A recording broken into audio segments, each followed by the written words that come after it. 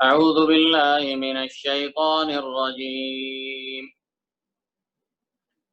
الله نور السماوات والأرض مثل نوره كمشكاة فيها مصباح المصباح في زجاجة الزجاجة كأنها كوكب دري يوقد من شجرة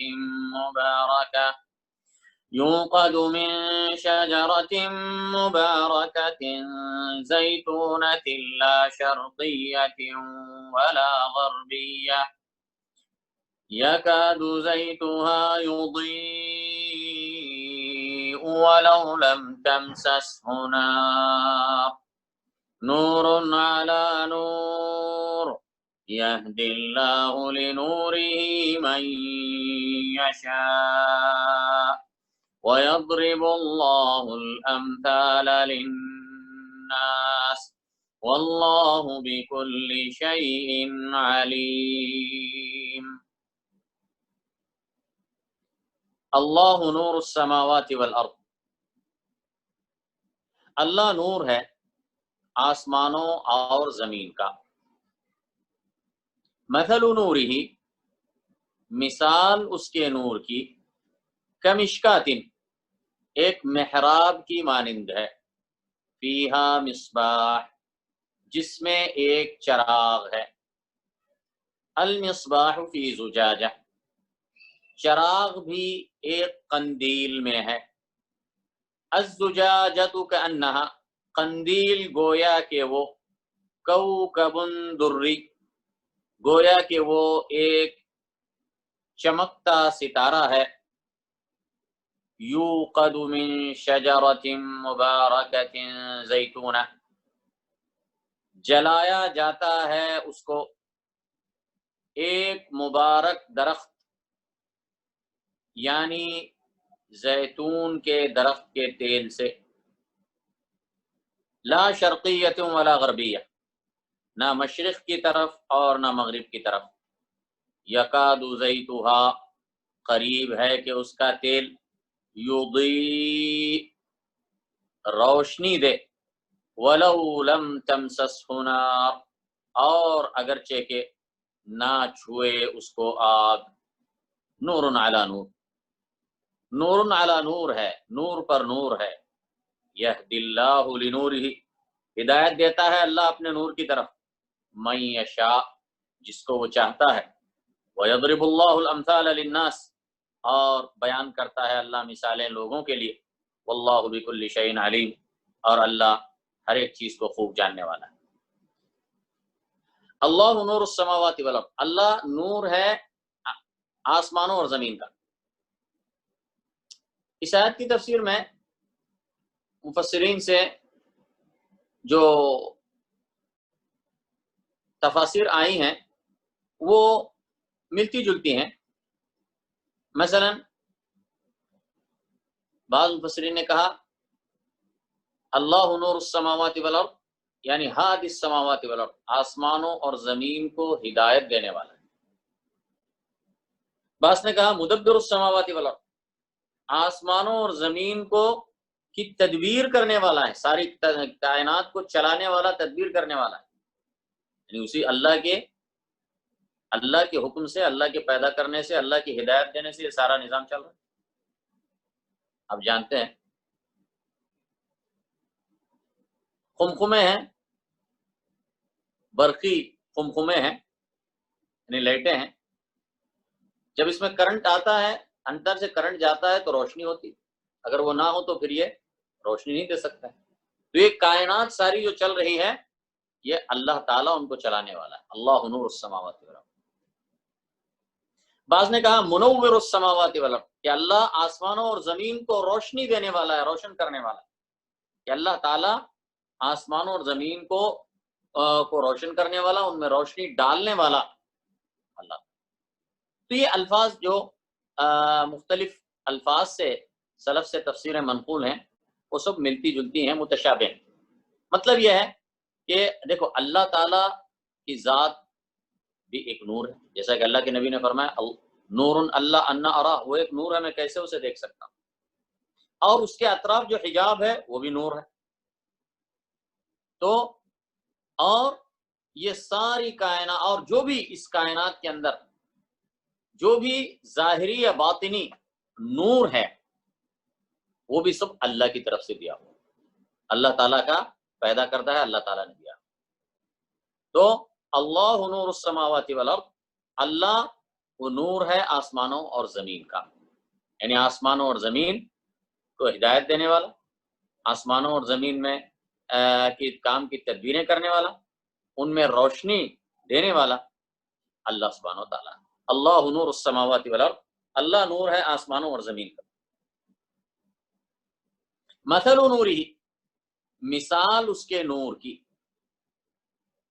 اس کے نور کی مثال یعنی نور سے مراد اللہ کی ہدایت، اللہ ہدایت دینے والا ہے. جیسا کہ ایک تفسیر میں اللہ نور السماوات والارض، ہدایت دینے والا آسمان اور زمین. تو اب اس کے نور کی مثال یعنی اللہ کی جو ہدایت ہے، نور ہے، اس کی مثال کمشکات، ایک محراب کی مانند، فیہا مصباح، جس میں ایک چراغ جل رہا ہے. پھر اس کی مزید اس کی تفصیل آگے آ رہی ہے.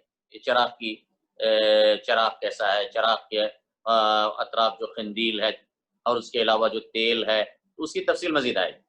لیکن بنیادی ایک مثل نورہ کمشکات فیہا مصباح، اس کے نور کی مثال ایک محراب کی مانند ہے جس میں ایک چراغ، یعنی اس کی ہدایت کی مثال. اب اس کی ہدایت کی مثال یعنی اللہ کی دی ہوئی ہدایت کی مثال فی قلب المؤمن، یعنی مومن کے دل میں.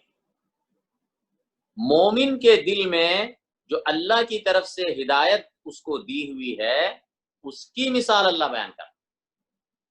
اسی لیے یہاں پر مثل نورہ میں ضمیر جو نورہ کی ضمیر ہے، اس کے نور کی مثال. اس میں مفسرین کے دونوں قول ہیں لیکن معنی ایک ہی ہے، یعنی اللہ کے نور کی مثال.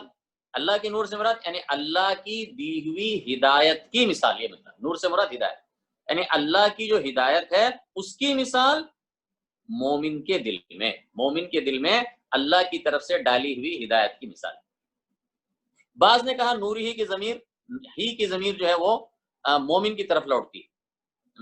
تو اگرچہ کہ اس کا ذکر یہاں پیچھے نہیں آیا ہے لیکن وہ مفہوم سے، سیاق و سباق سے سمجھ میں آتا ہے. تو انہوں نے کہا مومن کے نور کی مثال، یعنی بعض مفسرین نے کہا کہ ہی کی ضمیر لوٹتی ہے مومن کی طرف، کہ مومن کے نور کی مثال یعنی مومن جو ہدایت پر ہے، مومن کی ہدایت کی مثال. تو بہرحال چاہے ضمیر اللہ کی طرف لوٹے، ضمیر مومن کی طرف لوٹے، مطلب ایک ہی ہے کہ مومن کے دل میں جو ہدایت ہے، اللہ کی طرف سے دی ہوئی ہدایت ہے، اس کو نور کہا گیا ہے. اس کی مثال کیسی ہے؟ کمشکات فیہا مصباح، ایک محراب کی مانند ہے جس میں ایک چراغ ہے. اب مشکات کے دو تفسیریں ہیں یا ترجمے ہیں، اور دونوں میں مطلب جو ہے اس میں زیادہ فرق نہیں آئے گا. ایک معنی جو ہے مشکات سے مراد محراب ہوتا ہے، یعنی جیسے پرانے گھروں میں آپ نے دیکھا کہ دیوار کے اندر جو ہے نا کیا ہے، ایک محراب بنایا جاتا تھا، سوراخ بنایا جاتا تھا جس میں چراغ رکھے جاتے تھے، تو اس کو کہتے ہیں مشکات. اسی کے حساب سے یہاں پر ترجمہ کیا گیا. ایک دوسرا ترجمہ بعض نے کہا کہ وہ جگہ جہاں پر وہ آگ جلانے کے لیے جو بتی لگائی جاتی ہے، وہ بتی لگانے کی جگہ، بعض نے مشکات سے مراد لیا وہ بتی لگانے کی جو جگہ ہوتی ہے جس میں بتی لگائی جاتی ہے.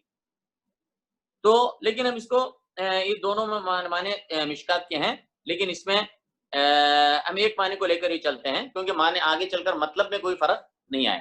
کمشکات، ایک محراب کی مانند ہے، فیہا مصباح، اس میں ایک چراغ رکھا ہوا ہے، اس محراب میں ایک چراغ رکھا ہوا ہے. اب یہ چراغ کون سا ہے؟ یہ ہدایت کا چراغ. یہ اللہ تعالیٰ کی طرف سے جو ہدایت آئی ہے، اللہ تعالیٰ کی طرف سے جو ہدایت اللہ نے اتاری ہے، اور جو مومن کے دل نے اسے قبول کیا اور وہ مومن کے دل میں جل رہا ہے، تو وہ ایک چراغ کی مانند ہے جو اسے راستہ دکھاتا. المصباح فی زجاجہ، اور یہ چراغ فی زجاجہ ایک قندیل میں ہے، یعنی اطراف سے کیا ہوتا ہے، اس کے اطراف سے ایک قندیل ہے، شیشے کی قندیل ہے. اور یہ کیا ہے؟ مومن کا دل، یعنی یہ ہدایت ہے اور وہ اطراف سے کس میں ہے؟ وہ چراغ، یہ چراغ ہدایت ہے، اور فی زجاجہ ایک قندیل میں ہے. یہ قندیل کیا ہے؟ یہ مومن کا دل، مومن کا دل ہے اس قندیل کے اندر وہ چراغ ہدایت رکھا ہوا ہے، اللہ کی ہدایت۔ المصباح فی زجاجہ، چراغ بھی ایک قندیل میں ہے۔ الزجاجۃ کأنہا کوکب دری، قندیل کأنہا کوکب دری، گویا کہ وہ ایک چمکتا ستارہ ہے۔ تو مومن کے دل کی مثال ایسی ہے گویا کہ وہ ایک چمکتا ستارہ ہے، وہ خود روشن ہے، گویا کہ وہ ایک چمکتے ستارے کی طرح روشن ہے، کیونکہ وہ ہدایت کو قبول کرنے کی اس کے اندر صلاحیت ہے۔ وہ ہدایت کو دیکھتا ہے تو فوراً اس کو قبول کر لیتا ہے اور جذب کر لیتا ہے۔ کأنہا کوکب دری، قندیل گویا کہ وہ ایک چمکتا ستارہ ہے۔ یوقد من شجرۃ مبارک، اب پھر اس چراغ کی مزید صفت بتائی جا رہی کہ جس سے اس چراغ کی جو روشنی ہے، اس کی قوت، اس کی صفائی وہ ظاہر ہوتی۔ فرمایا یوقد، وہ جلایا جاتا ہے، اسے روشن کیا جاتا ہے، من شجرۃ مبارکہ، ایک مبارک درخت سے، یعنی ایک مبارک درخت کے تیل سے۔ شجرہ درخت، مبارک کا مطلب مبارک، زیتون زیتون کا، یعنی مبارک درخت، ایک مبارک یعنی زیتون کے درخت سے اسے روشن کیا جاتا ہے، یعنی اس کے تیل سے، کیونکہ زیتون کا تیل وہ دیگر تیلوں کی بنسبت بہترین طور سے وہ جلانے میں کام آتا ہے اور زیادہ دیر تک وہ اس کی روشنی چلتی ہے۔ تو فرمایا من شجرۃ، جلایا جاتا ہے اس کو ایک مبارک درخت یعنی زیتون کے درخت کے تیل سے، زیتون ہے، لا شرقیۃ ولا غربیہ، جو نہ مشرق کی طرف ہے اور نہ مغرب کی طرف۔ یہ درخت کی صفت، شجرہ کی صفت، یعنی یہ نہ مشرق کی طرف ہے نہ مغرب کی طرف۔ اس کے اندر بھی مفسرین السلف سے جو مختلف اقوال آئے ہیں جن کو حافظ ابن کثیر نے ذکر کیا ہے، ان سب کا خلاصہ یہ ہے کہ یہ درخت جو ہے، یہ درخت کی صفت ہے کہ یہ درخت بھی ایسا درخت ہے، زیتون کا درخت، وہ بھی بالکل بیچ کھلی جگہ میں ہے، صحرا میں، نہ اسے کوئی وہاں اس کے دائیں بائیں کوئی پہاڑ نہیں ہے، کوئی ایسی چیز نہیں ہے جو اس کو ڈھانپ رہی ہو، نہ بالکل مشرق کی طرف ہے نہ بالکل مغرب کی سمت ہے، بلکہ بالکل بیچ میں ہے، کھلی مکان میں ہے، صحرا میں ہے، یہ مطلب۔ تو اس کا فائدہ کیا ہوگا؟ اس کا فائدہ یہ ہوگا کہ سورج کی روشنی اس پر پورا دن، اس کو سورج کی روشنی ملتی رہے گی، کسی طرف سے وہ ڈھکا ہوا نہیں ہے، چھپا ہوا نہیں ہے، نہ بالکل مشرق کی طرف ہے نہ بالکل مغرب کی طرف ہے، بالکل بیچ میں ہے، کھلے صحرا میں ہے، یہ مطلب۔ تو وہ پورا دن اس کو سورج جب طلوع ہوگا تو سورج کے طلوع ہونے سے لے کر سورج کے غروب ہونے تک مسلسل اس کو روشنی سورج کی ملتی رہے گی۔ تو ایسا جب سورج پورا دن، جب سورج کی روشنی اس کو ملتی رہے گی تو پھر اس درخت کا پھل، جو اس درخت کے طرف سے جو پھل نکلے گا، وہ اس سے جو تیل نکلے گا وہ اور زیادہ کیا ہوگا، اس کے اندر روشنی ہوگی، اس کے اندر جلانے کی صلاحیت ہوگی۔ تو یہ مطلب ہے، یعنی یہ درخت کی صفات بیان کی جا رہی ہیں کہ وہ تیل درخت میں زیتون مبارک درخت کا سے نکالا ہوا تیل ہے، یعنی زیتون کے درخت کا تیل ہے جو بہترین تیل ہے، اور پھر وہ بھی ایسا درخت کہ جس کو خوب اچھی طریقے سے دھوپ لگی اور پورا دن اس پہ دھوپ پڑتی تھی، بیچ صحرا میں رکھا اٹھا ہوا درخت کہ جس میں ہر طرف اس کو ہر وقت روشنی اس کو مل رہی ہے، نہ ایسا نہیں ہے کہ بالکل مشرق کی طرف ہے کہ مغرب کے وقت اس کو روشنی نہیں ملتی، یا بالکل مغرب کی سمت نہیں ہے کہ مشرق کے وقت صبح کے وقت اس کو روشنی نہیں ملتی، ایسا نہیں ہے، بلکہ پورا دن اس کو روشنی، سورج کی روشنی اس کو مل رہی ہے۔ لا شرقیۃ ولا غربیہ، نہ مشرق کی طرف اور نہ مغرب کی طرف۔ یکاد زیتھا، اب یہ زیتون کے درخت کا یعنی زیتون کے درخت کا تیل، زیتون کے درخت سے جو پھل نکلتا ہے اس کا تیل، اور وہ بھی ایسی صفات والا، نہ مشرق کی طرف نہ مغرب کی طرف، جو بہترین بیچ صحرا میں تھا، کھلی جگہ میں تھا، اور پورا دن اس پر سورج کی روشنی بھرپور طریقے سے پڑتی تھی، تو اس کا تیل اب بڑا شاندار اور بہت زبردست صفات کا حامل ہے، اور اتنا تیز ہے کہ یکاد زیتھا یضیء ولو لم تمسسہ نار، یکاد زیتھا، قریب ہے کہ اس کا تیل، زیتھا اس کا قریب ہے کہ اس کا تیل، یضیء روشنی دے، قریب ہے کہ اس کا تیل روشنی دے، ولو لم تمسسہ نار، اور اگرچہ کہ نہ چھوئے اس کو آگ. یعنی قندیل کے نیچے، چراغ میں نیچے جو ہے نا تیل ڈالا جاتا ہے، اوپر سے بتی ہوتی ہے. اب بتی تو جلتی نہیں ہے، تیل سے نہیں جلتی ہے، پہلے اسے آگ لگانا پڑتی. جب آگ لگائیں گے تو پھر وہ جلنے لگتی ہے. لیکن یہ تیل اتنا اسٹرانگ ہے، اتنا طاقتور ہے، اتنا جلنے کی صلاحیت، جلانے کی صلاحیت رکھنے والا ہے کہ ایسا لگتا ہے کہ وہ خود ہی روشنی دینے لگے گا. آگ اس کو جلانے سے پہلے، بتی کو آگ لگانے سے پہلے ہی یہ اس کو جلانا شروع کر دے گا یا روشنی دینا شروع کر دے گا. تو ایسا جو ہے اس تیل کا حال ہے. یکاد زیتھا، قریب ہے کہ اس کا تیل، یضی، روشنی دینے لگے، تیل روشنی دینے لگے، ولو لم تمسسہ نار، اور اگرچہ کہ نہ چھوئے اس کو آگ. نور علی نور، نور پر نور ہے. ایک تو چراغ کا نور ہے، پھر اس تیل کا نور ہے جو اتنا تیز ہے کہ قریب ہے کہ اس کا تیل روشنی دے اور اگرچہ کہ نہ چھوئے اس کو آگ. تو ایسے ہی جو ہے نا مومن کا معاملہ ہے کہ مومن کا معاملہ بھی نور علی نور ہے کہ اس کے اندر، اس کے ایک تو مطلب یہ بھی یہ ہوتا کہ اس کا ایمان والا نور ہے، پھر اس ایمان سے پھوٹنے والے جو اعمال ہیں، نکلنے والے اعمال صالحہ ہیں، ان کا نور ہے. تو نور ہی نور ہے. یا ایک مطلب یہ بھی ہو سکتا ہے کہ اس کی جو فطرت صافیہ ہے، اس کی فطرت صافیہ کا نور ہے جو اسے ہدایت کی طرف لے جاتا ہے. اور پھر ساتھ میں قرآن و سنت کا، اللہ کی بھیجی ہوئی ہدایت کا نور ہے. تو اس طریقے سے وہ کیا ہو گیا؟ نور علی نور ہے. یہدی اللہ لنورہ من یشاء، ہدایت دیتا ہے اللہ اپنے نور کی طرف، من یشاء، جس کو چاہتا ہے. تو یہ اللہ کا نور ہے، اللہ اس کی طرف ہدایت دیتا ہے. اللہ اپنے نور کی طرف ہدایت دیتا ہے جس کو چاہتا ہے، لیکن اللہ اس کو ہدایت دیتا ہے جو اس کا مستحق ہوتا ہے، جو اس ہدایت کا مستحق ہوتا ہے، اس کا اہل ہوتا ہے، اس کے قابل ہوتا ہے. اور اللہ کو بہتر معلوم ہے کہ کون اس کا مستحق ہے. وَيَضْرِبُ اللَّهُ الْأَمْثَالَ لِلنَّاسِ، اور اللہ بیان کرتا ہے مثالیں، للناس، لوگوں کے لیے. یعنی اللہ تعالیٰ نے جیسے یہاں پر مثال بیان کی، اللہ تعالیٰ نے قرآن میں اور بھی مثالیں بیان کی ہیں. اللہ تعالیٰ یہ مثالیں لوگوں کے لیے بیان کرتا ہے تاکہ لوگ اس کو سمجھیں. واللہ بکل شیء علیم، اور اللہ تعالیٰ ہر ایک چیز کو خوب جاننے والا ہے.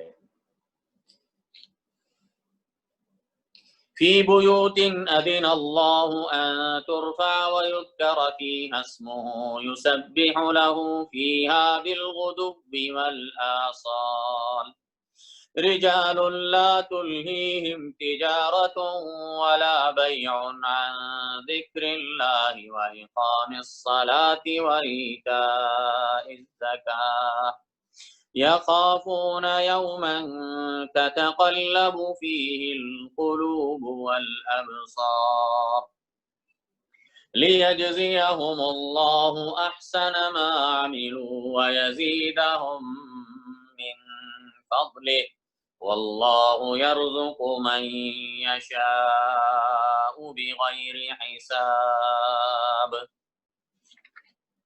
فی بیوت، فی بیوت، ان گھروں میں، اذن اللہ، کہ حکم دیا ہے اللہ نے، ان ترفع، کہ بلند کیا جائے ان کو، ویذکر فیہا اسمہ، اور ذکر کیا جائے ان میں اس کے نام کا، یسبح لہ فیہا، تسبیح بیان کرتے ہیں اس کی، فیہا، ان میں، بالغدو والآصال، صبح و شام. رجال، ایسے مرد، لا تلہیہم تجارت ولا بیع، کہ نہیں غافل کرتی جن کو، لا تلہیہم، نہیں غافل کرتی جن کو، تجارت، تجارت، ولا بیع، اور نہ خرید و فروخت، عن ذکر اللہ، اللہ کا ذکر کرنے سے، وإقام الصلاۃ، اور نماز قائم کرنے سے، وإیتاء الزکاۃ، اور زکوٰۃ دینے سے. یخافون یوما، وہ ڈرتے ہیں اس دن سے، تتقلب فیہ، پلٹ جائیں گے جس میں، القلوب والابصار، دل اور آنکھیں. تو یہاں پر یسبح فی بیوت، ان گھروں میں، یہاں پر گھروں سے مراد کہ وہ گھر کے جن میں اللہ تعالیٰ نے حکم دیا ہے کہ ان کو بلند کیا جائے، یعنی ان کو بنایا جائے، اٹھایا جائے، اور ان میں اللہ کے نام کا ذکر کیا جائے. اس سے مراد اللہ کی مسجدیں. فی بیوت، ان گھروں میں کہ حکم اذن اللہ، اللہ نے حکم دیا ہے، ان ترفع کہ بلند کیا جائے ان کو، یعنی ان کو بنایا جائے، ان کو تعمیر کیا جائے، وَيُذْكَرَ فِيهَا اسْمُهُ اور ذکر کیا جائے ان میں اس کے نام کا، یعنی اللہ کے نام کا ان میں ذکر کیا جائے. يُسَبِّحُ لَهُ فِيهَا تسبیح بیان کرتے ہیں اس کی ان میں، یعنی ان مسجدوں میں تسبیح بیان کرتے ہیں اللہ کی.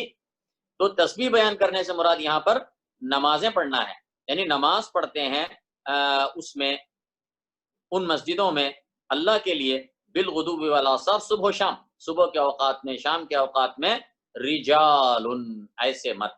تو یہاں پر یسبح کا فاعل جو ہے نا رجال ہے، یعنی یسبح تسبیح بیان کرتے ہیں کون؟ رجال ایسے مرد، تسبیح بیان کرتے ہیں اس کی یعنی اللہ کی، فیہا ان میں یعنی مسجدوں میں، بالغدو والآصال صبح و شام، رجال ایسے مرد. لا تلہم ان کی صفات بیان کی جا رہی ہیں. کون لوگ ہیں جو ان مسجدوں میں جاتے ہیں، جن کا دل ان مسجدوں میں جڑا ہوتا ہے، جو ان مسجدوں میں جا کر نمازیں ادا کرتے ہیں، وہ کون لوگ ہیں؟ ان کی صفات کیا ہیں؟ لا تلہم تجارہ غافل نہیں کرتی ان کو، اللہ یلہی الہان کا مطلب غافل کرنا، غافل نہیں کرتی ہے جن کو تجارت تجارت، ولا بیع اور نہ خرید و فروخت، عن ذکر اللہ اللہ کے ذکر سے. یعنی یہ ایسے لوگ ہیں کہ یہ دنیا کے کاروبار بھی کرتے ہیں، خرید و فروخت بھی کرتے ہیں، لیکن یہ چیزیں، یہ دنیا کی مشغولیتیں، یہ خریدنا، یہ بیچنا، یہ تجارت، یہ کام دھام، یہ مصروفیات انہیں اللہ کے ذکر سے غافل نہیں کرتی. وَإِقَامِ الصَّلَاةِ نہ اللہ کے ذکر سے انہیں غافل کرتی ہیں یہ مصروفیات اور مشغولیات، اور نہ نماز قائم کرنے سے اور نہ زکوٰۃ دینے سے. یعنی ہمیشہ اللہ کو یاد رکھتے ہیں اور اللہ کی اطاعت کرتے ہیں، اللہ کا ذکر کرتے ہیں، نمازیں قائم کرتے ہیں، زکوٰۃ دیتے ہیں. یخافون یوما تتقلب فیہ القلوب والابصار وہ ڈرتے ہیں اس دن سے، تتقلب فیہ القلوب والابصار پلٹ جائیں گے جس میں دل اور آنکھیں، یعنی دل اور آنکھیں پلٹ جائیں گے، یعنی خوف کی شدت سے. قیامت کے دن میدان حشر میں جس دن شدت خوف سے دل اور آنکھیں پلٹ جائیں گی. تو یہ مسجدیں بنانے اور باجماعت نماز ادا کرنے کی فضیلت ان آیات سے معلوم ہوتی.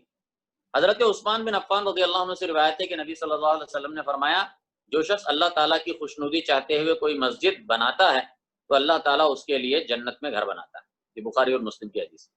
حضرت عائشہ رضی اللہ عنہ سے روایت ہے کہ رسول اللہ صلی اللہ علیہ وسلم نے محلوں میں مسجدیں بنانے اور انہیں پاک و صاف رکھنے اور خوشبودار رکھنے کا حکم دیا. اور باجماعت نماز ادا کرنے کی بڑی فضیلت احادیث کے اندر آئی ہے. حضرت ابو ہریرہ رضی اللہ عنہ سے روایت ہے کہ نبی کریم صلی اللہ علیہ وسلم نے فرمایا، آدمی کے باجماعت نماز پڑھنے کا ثواب اس کے اپنے گھر یا بازار میں نماز پڑھنے سے 25 گنا زیادہ ہے.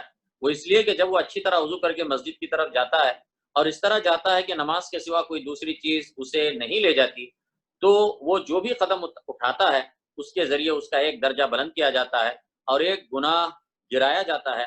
پھر جب وہ نماز پڑھتا ہے تو فرشتے اس پر اس وقت تک سلامتی بھیجتے رہتے ہیں جب تک وہ باوضو رہتا ہے، اور اس کے لیے دعا کرتے رہتے ہیں، اے اللہ اس پر سلامتی بھیج، اے اللہ اس پر رحم فرما.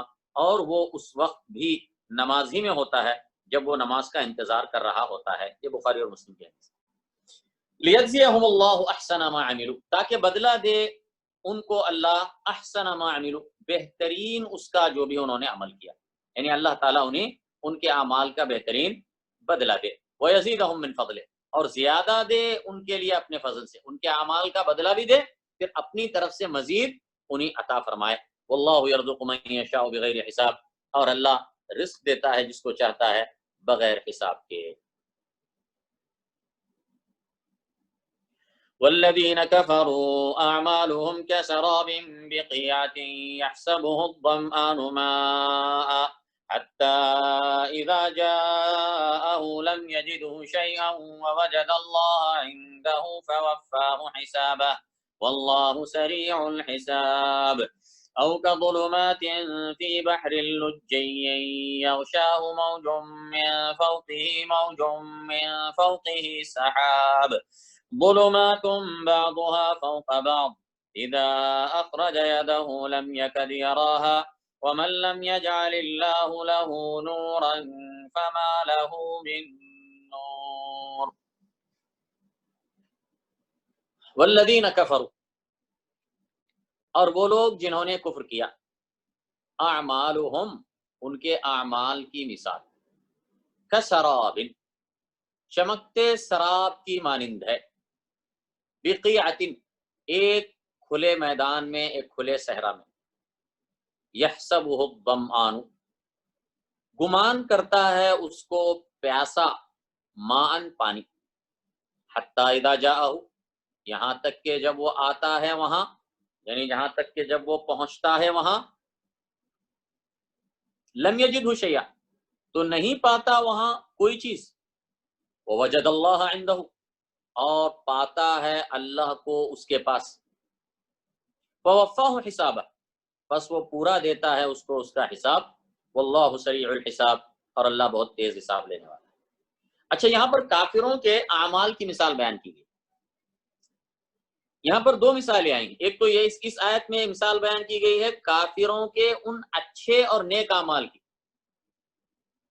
جو کافر اور مشرک کچھ اچھے نیک اعمال کرتا ہے، نیکیاں کرتا ہے، صلہ رحمی ہے، یا جو ہے نا ماں باپ کے ساتھ اچھا برتاؤ کرنا ہے، غریبوں مسکینوں کی مدد کرنا ہے وغیرہ، اگر اس نے جو کچھ اچھے اعمال نیکیاں ہوتی ہیں، ان کی مثال بیان اس آیت کے اندر، اور آگے آنے والی آیت کے اندر کافر اور مشرک کے برے اعمال کی مثال بیان، تو فرمایا والذین کفروا اعمالهم، وہ لوگ جنہوں نے کفر کیا، ان کی اعمال، یعنی ان کے بعض اچھے اعمال جو کافر اور مشرک کرتا ہے اور یہ سمجھتا ہے کہ وہ اس کو کام آئیں گے، لیکن وہ اس کے کام نہیں آئیں گے۔ کیوں کام نہیں آئیں گے؟ اس لیے کہ کفر و شرک کی موجودگی میں اللہ تعالیٰ کوئی عمل قبول نہیں کرتا، کفر و شرک کی موجودگی میں اللہ کے پاس کوئی عمل قبول نہیں ہوتا۔ تو یہ شرک، کفر و شرک، یہ بڑی بہت ہی گندی چیز، کہ اس کی وجہ سے کافر اور مشرک کے دوسری نیکیاں بھی ضائع ہو جاتی ہیں، برباد ہو جاتی ہیں۔ فرمایا والذین کفروا، اور وہ لوگ جنہوں نے کفر کیا، اعمالہم، ان کے اعمال، یعنی ان کی مثال، ان کے کچھ اچھے اعمال کی مثال، کسراب، چمکتے سراب کی طرح، بقیعۃ، ایک کھلے میدان میں، یعنی صحرا میں۔ اچھا، سراب کسے کہتے ہیں؟ سراب کہتے ہیں جو ریگستان ہے، صحرا ہے، لق و دق صحرا ہے دور دور تک،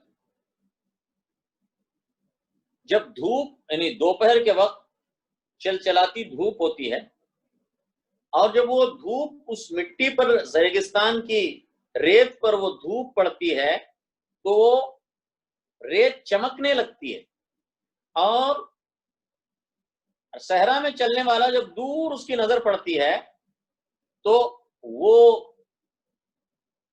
صحرا کی چمکتی ہوئی ریت اسے ایسے نظر آتی ہے گویا کہ وہ پانی، اسے دیکھنے میں پانی نظر آتی، اور خاص طور سے جب وہ صحرا کا مسافر ہے، اس کے پاس پانی ختم ہو چکا ہے، پانی کی تلاش میں ہے، پیاسا ہے، تب وہ پانی کی تلاش میں گھوم رہا ہے صحرا میں، تو دور سے اسے پانی نظر آتا ہے تو وہ دوڑتا ہوا اس کی طرف جاتا ہے، یہ سمجھتا ہے کہ وہاں پانی ہے، لیکن وہاں پہ پانی موجود نہیں ہوتا، وہ تو چمکتی ہوئی ریت ہوتی ہے جو اسے پانی کی طرح نظر آتی ہے، تو وہ فریب ہوتا ہے، نگاہ کا دھوکا اسے ہوتا ہے، اسی کہتے ہیں سراب، اس مٹی کو کیا کہتے ہیں؟ سراب، جو دور سے پانی کی طرح نظر آتی تو یہ دھوکا ہوتا، تو اسی لیے دھوکے کے لیے مثال کے لیے بیان کیا جاتا ہے سراب کو۔ فرمایا اور وہ لوگ جنہوں نے کفر کیا، ان کے اعمال کی مثال کا سراب، ایک سراب کی مانند ہے، بقیعۃ، ایک کھلے میدان میں، کھلے میدان سے مراد ایک صحرا میں، کھلے صحرا میں، یحسبہ الظمآن ماء، گمان کرتا ہے اس کو پیاسا پانی، پیاسا آدمی اسے دور سے پانی سمجھتا ہے، وہ چمکتی ریت کو، اب دوڑ کے اس کے پاس جاتا ہے کیونکہ وہ پیاسا ہے، پانی کی تلاش میں ہے، حتی اذا جاءہ، یہاں تک کہ جب وہ وہاں آتا ہے، یعنی وہاں پہنچتا ہے جس کو اس نے پانی سمجھا تھا، لم یجدہ شیئا، نہیں پاتا ہے اس کو کچھ، یعنی نہیں پاتا ہے اس کو کچھ کا مطلب یعنی پانی نہیں ہوتا وہاں پہ، پانی نہیں ملتا اس کو، پانی نہیں ہوتا، لم یجدہ شیئا، نہیں پاتا وہاں کوئی چیز، ووجد اللہ عندہ، اور پاتا ہے اللہ کو اس کے پاس، یعنی وہاں پر، یعنی کافر جب اللہ کے پاس جائے گا تو اس کی مثال ایسی ہے، کافر دنیا کے اندر کچھ اچھے اعمال کرتا ہے اور یہ سمجھتا ہے کہ جو ہے نا اس نے بڑا کمال کر دیا اور اسے یہ چیزیں کام آئیں گی، لیکن جب کل اللہ کے پاس جائے گا تو پائے گا اللہ کے پاس، اللہ کو اس کے پاس، اس کے اعمال کے پاس اللہ کو پائے گا۔ وَوَفَّوْا حساب، بس وہ پورا پورا دے گا اس کو اس کا حساب۔ یہ مطلب یہ ہے کہ اللہ وہاں پر قیامت میں اس کے اعمال کا پورا بدلہ دے گا۔ مطلب یہ ہے کہ اللہ اس کے ساتھ ناانصافی نہیں کرے گا، اس کے ساتھ کوئی ظلم نہیں ہوگا، اور اس کے کافر کے کفر کے کا اس کے حساب اس سے لیا جائے گا، اور اس کو والعیاذ باللہ جہنم میں ڈال دیا جائے گا۔ اور وہ جو اس نے سمجھا تھا کہ اس کے اعمال کام آئیں گے، اور اس کے اعمال اسے وہاں پر کچھ کام نہیں آئیں گے، وہاں پہ کچھ نہیں ہوگا، وہاں پہ کچھ اعمال باقی نہیں رہیں گے، کیونکہ اس کے اگر کچھ اچھے اعمال تھے دنیا کے اندر برابر ہو گئے۔ اللہ تعالیٰ نے دنیا پہ اسے جو کچھ نعمتیں دیں، کھلایا پلایا، تو وہ دنیا کے اندر اس کے اعمال کا بدلہ برابر ہو گیا، خلاص وہاں جائے گا کچھ نہیں ملے گا۔ اور باقی جو اس کے گناہ ہیں، اس کا کفر ہے، اس کا شرک ہے، اور اس کے جو برے اعمال ہیں، وہ ان کا پورا حساب اس سے لیا جائے گا، اور والعیاذ باللہ اس کے بعد اسے جہنم میں بھیجنے کا حکم دیا۔ یہ ووفاہ حساب، بس پورا پورا دے دیتا ہے اس کو اس کا حساب، یعنی اس کا حساب پورا وہاں پر لیا جائے گا، اور جبکہ جو ہے اس کے پاس نیکیاں تو سرے سے موجود نہیں ہوں گی، کیونکہ وہ دنیا ہی میں ختم ہوگی۔ بعض مفسرین نے اسے کہا جب وہ اللہ کے پاس پہنچے گا تو وہاں پر اس کی نیکیاں نہیں ہوں گی، فوفاہ حسابا، بس پورا پورا دے چکا ہوگا اس کو اللہ اس کا حساب، یعنی جب وہاں پر پہنچے گا تو اس کی نیکیاں نہیں ہوں گی۔ نیکیاں کہاں ہیں بھائی؟ اللہ تعالیٰ نے اس کا پورا پورا حساب چکا دیا، دنیا میں پورا بدلہ دے دیا، یہاں پہ کچھ بھی نہیں، یعنی جو اس نے نیکیاں کی تھی، کچھ نیکیاں کی تھی، تو اللہ تعالیٰ کہے گا کہ وہ تو تمہارا دنیا میں ہم نے اس کا بدلہ دے دیا، تمہیں کھلایا پلایا رکھا، تمہیں جو ہے دنیا کی نعمتیں دی، وہ خلق ختم ہو گیا، اب تمہارے پاس یہاں پہ کچھ نہیں۔ توفہ حساب، بس وہ پورا پورا دے چکا ہوگا اس کا بدلہ۔ ایک ترجمہ ایسا بھی ہوتا ہے، یعنی اللہ اس کو وہاں پر پورا پورا بدلہ دے گا، قیامت کے دن اس کے برے اعمال کا بدلہ دے گا، ایک مطلب بھی ہو سکتا ہے، اور دوسرا کیا ہے، وہ اس کی جو نیکیاں ہیں وہ وہاں پر پہنچے گا قیامت میں تو معلوم ہوگا کہ اس کی نیکیوں کا بدلہ پہلے دیا جا چکا ہے۔ توفہ حساب، واللہ سریع الحساب، اور اللہ تیز حساب لینے والا ہے۔ او کظلمات فی بحر اللج، یا اندھیروں کی مانند ہے، ظلمات یا اندھیروں کی مانند ہے، فی بحر اللج، سمندر میں گہرے، فی بحر اللج، گہرے سمندر میں، کظلمات یا اندھیروں کی مانند ہے۔ اب یہ کافر کے برے اعمال کی مثال ہے۔ یہ دوسری مثال کیا ہے؟ کافر کے جو بدعمالیاں ہیں، جو اس کے برے اعمال ہیں، جو اس کے گناہ ہیں، ہاں ان کی مثال بیان کی جائے۔ او کظلمات، یا ان اندھیروں کی مانند ہے، فی بحر اللج، سمندر میں گہرے، لجی کہتے ہیں گہرے سمندر میں، بہت گہرے سمندر کی تاریکیوں کی طرح ہے۔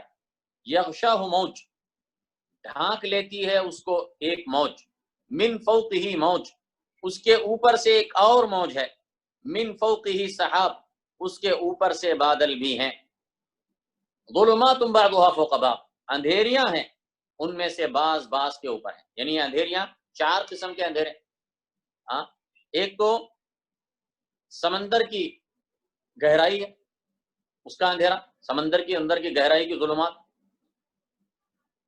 پہلی موج کا اندھیرا، موج کے اوپر پھر دوسری موج کا اندھیرا، پھر دوسری موج کے اوپر بادلوں کا اندھیرا، تو یہ چار قسم کے اندھیرے ہو گئے۔